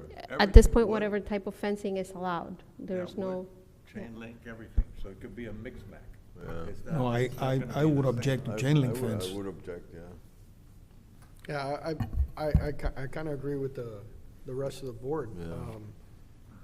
It would have to be some type of fence, like, on 87th Avenue, the town has taken upon itself, which I completely agree with, in the initiative of making those areas that don't have HOAs match the paint color, so that 87th Avenue Looks the same. looks consistent through. Right. So maybe in this ordinance, adopt some type of standard color fence and some type of material, whether it be metal or, I think metal's the one that lasts the best, and PVC starts to deteriorate, the wood, 100% agree. No, the You know, wood's- a couple years in the ground, you get one storm, it's gone, and then the neighbor takes half that fence, and my only issue is, I don't know, it depends. So let me ask you, let me put it this way as a question. The property line is 15 feet, you get 5 and 10. The property line is 17 feet. Do you get 7 and 10? no. The way that the code is written right now, you get the least of those. So that it's at least 10 feet from the property line, and at most 5 feet from the home. So you're still at 5 feet from the From home. the structure. Yeah. Yeah. Yeah, I just think that's, I mean, I like the 10 feet gap, but Right. I think that you're cheating the resident of the use of their property. Because I have 7.5 feet, and it's, you know, it's sketchy sometimes when I have to, well, when the kids were there, when the kids were small, we were bringing bounce houses in and stuff like that. So I can imagine, but this is only for side yards that have 2 fronts, correct? Correct, that are facing a street. That are facing the street. Mhm. Yeah, so, I mean, I'd rather change it to 10 plus, you know, and then they get whatever they have. 10, so the reverse, 10 and 5? No, 10 at the outside, and then if they have 17, they can use 7. So, okay. And stop it and do the standard 15, whatever, but not to make it a 0 lot, you know, go to 7, 7.5 and max it out there. But if they have a good distance, which some do, you know, they should be able to use their side yard. So just change the minimum required setback to 10 instead of 15? On And the- not a distance from the existing home, but just a Minimum distance setback from the right side? now is 15. The minimum Right, setback on exactly. corners is Right. 15. Yeah, And if right. we, you know, now we're saying that we're gonna make it 10. 10, yeah. Right. Because if you're gonna make it 10 for some, I mean, 10 for all, and then some people get, you know, they're cheating 2.5 feet, 3 feet, I mean, they could have that side yard, Yeah. you know? And some of these homes, the backyard may be maxed out, because they weren't allowed to put anything on the side. Now you're giving an opportunity for the kids to have a place to play, you know, and in their safe environment, protected from the fence, you know? I would agree with the 10-foot setback, but what I'm concerned about is the type of fence. Yeah. Because if we were to say, okay, 10 feet, and we would allow wood fences, you know, I've seen a lot of fences here in our area, wood fences that are horrible. I mean, the homeowner don't, you know, just Don't take care of let it rot and let it rot and let it rot until it really rots. Right. And I have one just around the corner from my house that I go by every day on my walks, and it hurts my eyes. And there's nothing we can do about it. So, let me just, Are we making a recommendation here? yes, and that's Okay. why I'm gonna see if we can either piecemeal this for this, or maybe create a future item that we can discuss. So that's, because when we start talking about the material, that could, like, obviously, right now, we're only speaking of properties east of the Palmetto. The Palmetto. We're not discussing anything This west. whole area here. Correct. So we're not Right. talking about anything west of the Palmetto. So if you were gonna make a recommendation to limit the materials available for fencing on this type of fence that is, and obviously you're only talking about the kind of fence that is facing the street, and you're getting those additional feet of yard, Right. is your intention to limit the materials only on those fences, or would you like to propose to limit the materials on all fences in town? Does that make sense? Right now, it's saying you can do it by block, you can do it by chain link fence, you can do it through hedge fencing. Everything is in there. And there's a clause in there also that you tell your neighbor 30 days. And from the time you put you're doing, it's like you're doing a concrete block fence. And you tell your neighbor you got 30 days, you know, to let finish the other side of it. And if they don't finish it, it doesn't get finished, from what I read there. There's a 30-day window that you can do, and then you don't have to finish the other side of the fence. But that's when the fence is between the two properties. And it wouldn't apply to this one because this is between the town and the property owner, right? Like, this is not talking about the fence between the two properties. It's only talking about the property, And the corners. Across the back to your neighbor there. correct. I mean, in the back of, the back Yeah, there was of a your clause in neighbor. there. I said, what? Yeah, that's being That enforced clause, today. I'm like, what's that mean? That's You know? being enforced today. Usually either you finish the finished side to your side, to your neighbor's side, or you can do that. The ugly side to your property, the post, if it's a wooden fence. Or you can finish both sides, yeah. What I did with my neighbors is we paid 50%, and then we Right. decorated both sides. Both sides. Right. But- That's the way it should be done. That's the way it should be, but To look, yeah, the consistent. aesthetically pleasing side needs to be to the street, Correct. no doubt about that. So the recommendation then would be to, as long as it covers both properties with the same type of fence, not one different from the other. Well, right now, they can do one different from the other. One could be block and the other one could be. Right, Mm-hmm. but it would have to be the same in order to keep There was a restriction the, about, in here, I read, there was a restriction in there about putting barbed wire, but only on commercial areas. But it still talked about barbed wire. If you allow barbed wire. Yeah, I mean, residential, right now, There's gonna be some Then people. we're in real trouble. right now, Residential abutting commercial. I'm like, No oh, barbed okay. wire fences. but no. right now, No. by right, a homeowner can put a fence 15 foot away from the sidewalk. Yes, And Yes. it could be chain link, and it could be Yes. wood, Yes. yes. or it could be the Durabond, Yes. Yeah, anything. Could you know, be the metal, concrete or block. concrete block. Anything. Okay, and now we're saying that they can, or the proposal here says 10 feet from Correct. the sidewalk. Right. And I assume 6 foot high. Correct. But our recommendation should be that it must be completed with the neighbor How, to well, I look mean, uniform and to look the same. That would be tough. Huh? right, yeah, because you're gonna have two homes. Right.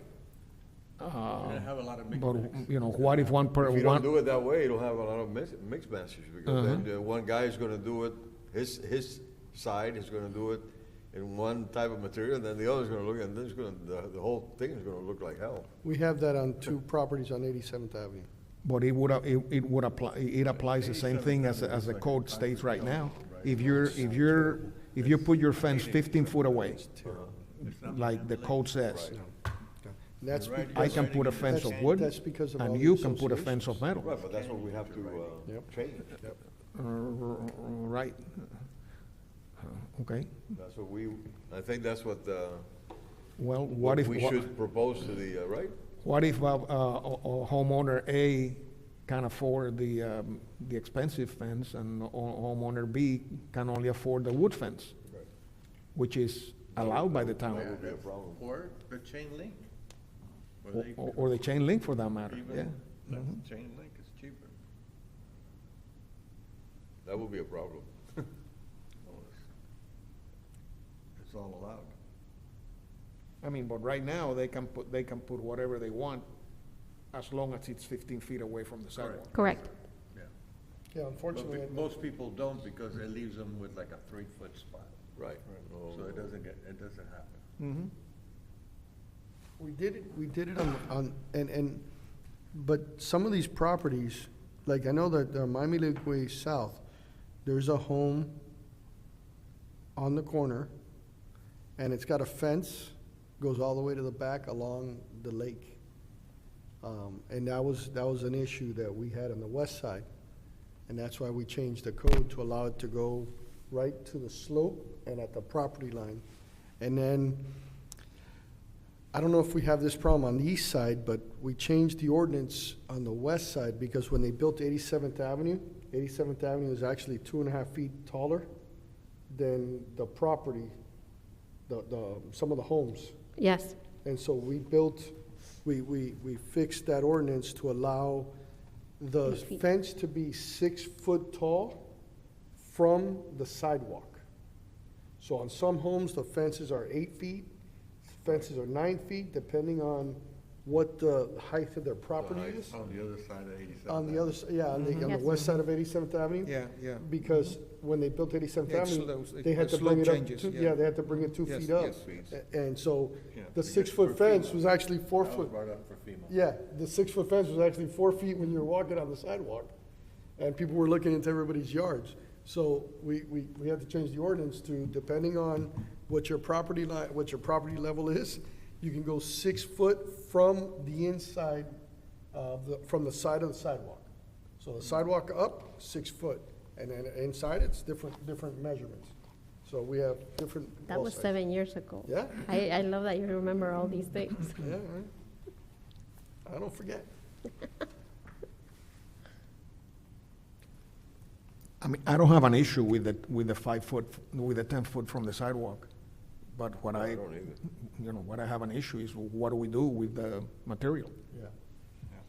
The material and the likeness It'll- of, The council will have to make that decision, what to do with the material. Yes, but you guys have to you have to put it together into some sort of motion so that I can recommend to the council the change that you want to make to the ordinance. You understand? It would be to have some type So of if you- continuity. Right, so make it, In so the make so fences. why don't you make a motion so you can vote? uniformity, as far as, the type of fence and, whatever, not let anybody do whatever kind of fence they want, All right, then I will make a motion to approve the ordinance with the 5 foot, with the 10 foot from the sidewalk, and As long as there is continuity or matching Uniformity, materials matching, on the right. fence. Within adjoining with the adjoining property. Adjoining, adjoining properties. And they can do, the same thing like he did. They went 50-50 with the other person.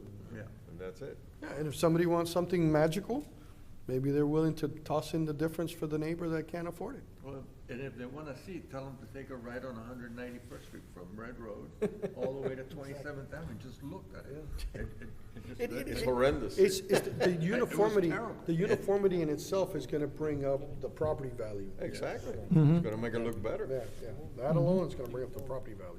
So, Yeah. so do you understand the motion?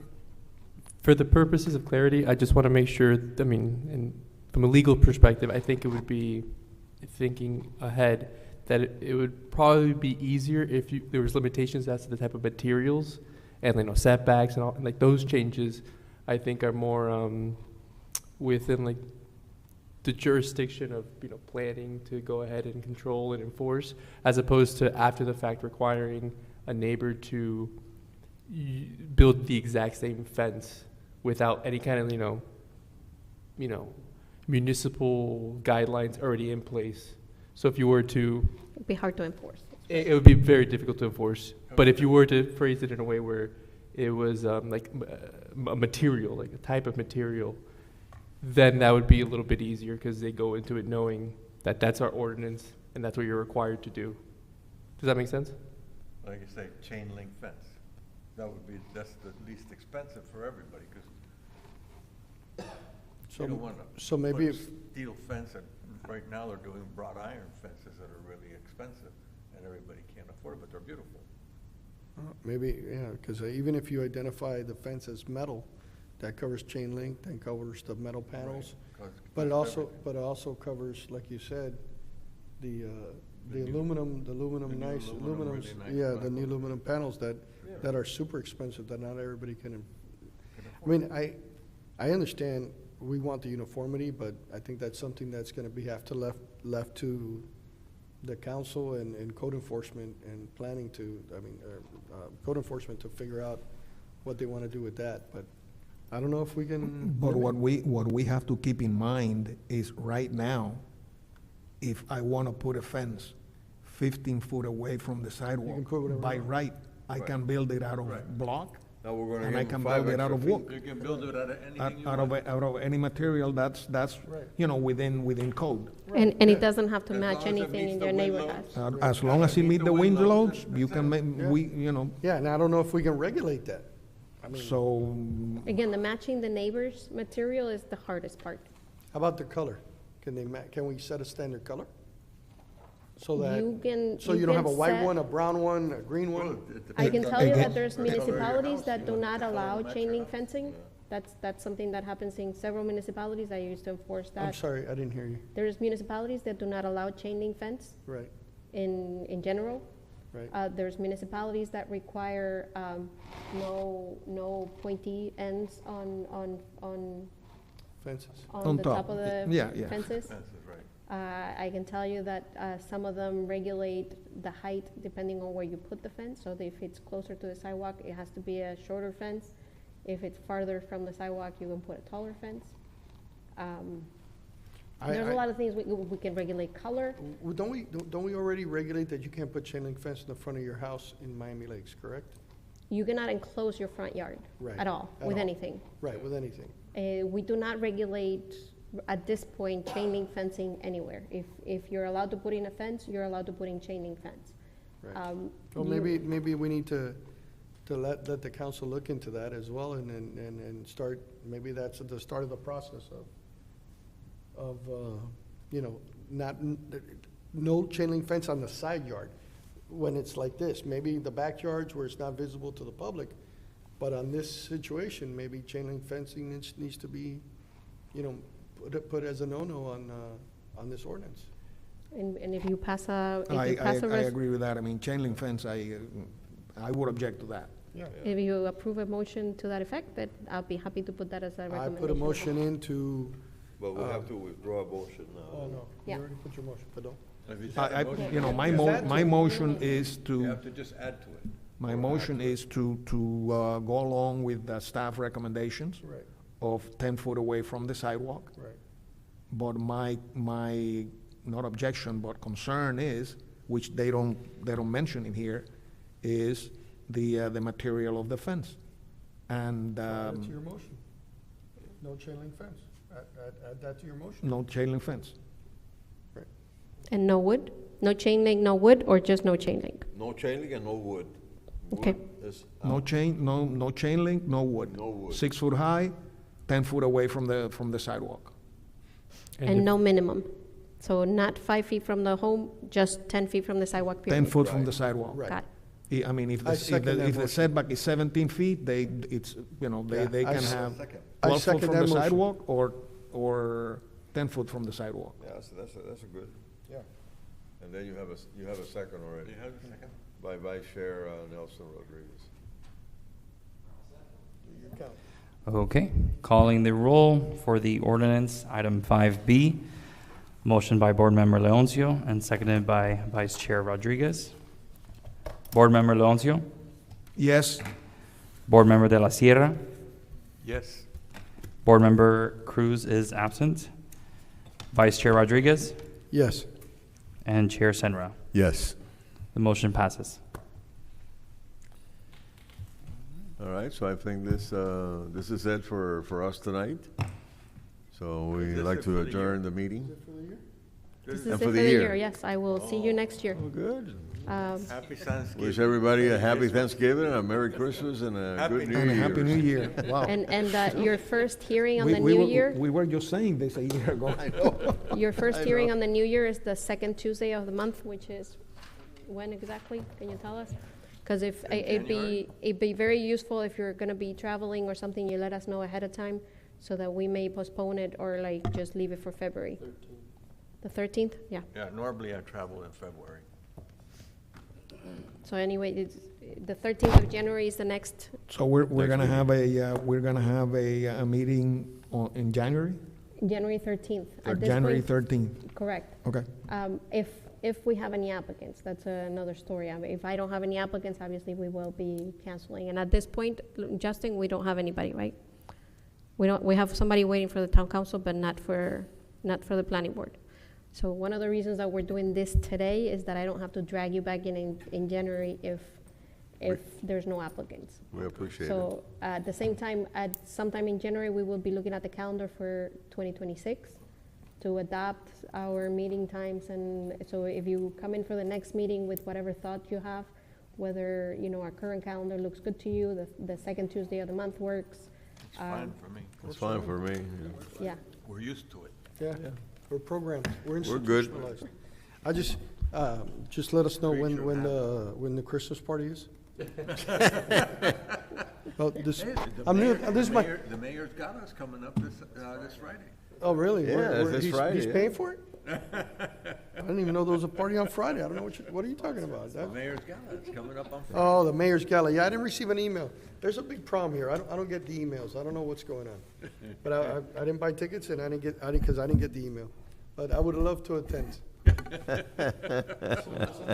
I'm Yes. gonna keep quiet. Yeah, I heard they were sold out. I'm so. gonna keep quiet